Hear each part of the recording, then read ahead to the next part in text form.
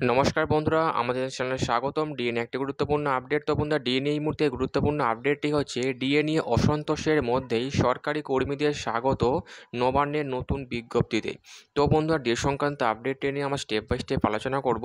তো অবশ্যই আপনারা ভিডিওটি স্কিপ না করে অবশ্যই পুরোটা দেখবেন। তো তার আগে বলে রাখি, যে সকল বন্ধুরা আমাদের চ্যানেলে নতুন, আমাদের চ্যানেলটির পাশে সাবস্ক্রাইব বাটন, সাবস্ক্রাইব করার পর পাশের যে বেল আইকন সেটিও প্রেস করবেন। লেটেস্ট ভিডিও আপডেটগুলি সবার আগে পেয়ে যাবেন।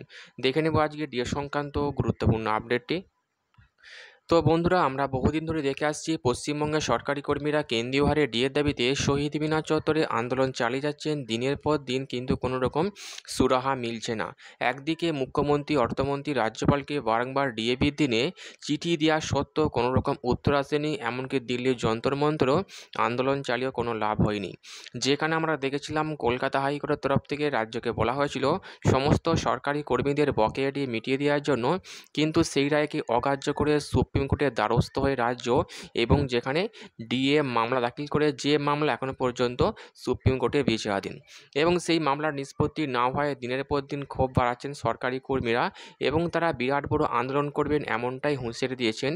সরকারি কর্মীরা যুক্তি দেখাচ্ছেন পশ্চিমবঙ্গ ছাড়া বাকি রাজ্যগুলো যেখানে কেন্দ্রীয় সরকারকে অনুসরণ করে ডিএ পাচ্ছে, সেখানে পশ্চিমবঙ্গে একমাত্র এই মুহূর্তে ষষ্ঠ বেতন কমিশনের আওতায় 14% হারে মহার্ঘ ভাতা দেওয়া হচ্ছে, এবং যে বঞ্চনা কোনোভাবেই মেনে নিতে পারছেন না পশ্চিমবঙ্গের সরকারি কর্মীরা। এমতাবস্থায় সরকারি কর্মীদের শান্ত করার জন্য ডিএ নিয়ে নতুন বিজ্ঞপ্তি জারি করল নবান্ন, এবং যেখানে বলা হচ্ছে একটা ভালো অঙ্কের ডিএ বৃদ্ধি করা হবে, এবং যার ফলে সন্তুষ্ট হবেন সরকারি কর্মীরা। তো বন্ধুরা, এই ছিল ডিএ সংক্রান্ত গুরুত্বপূর্ণ আপডেট। কেমন লাগলো কমেন্ট করে লাইক করতে ভুলবেন না।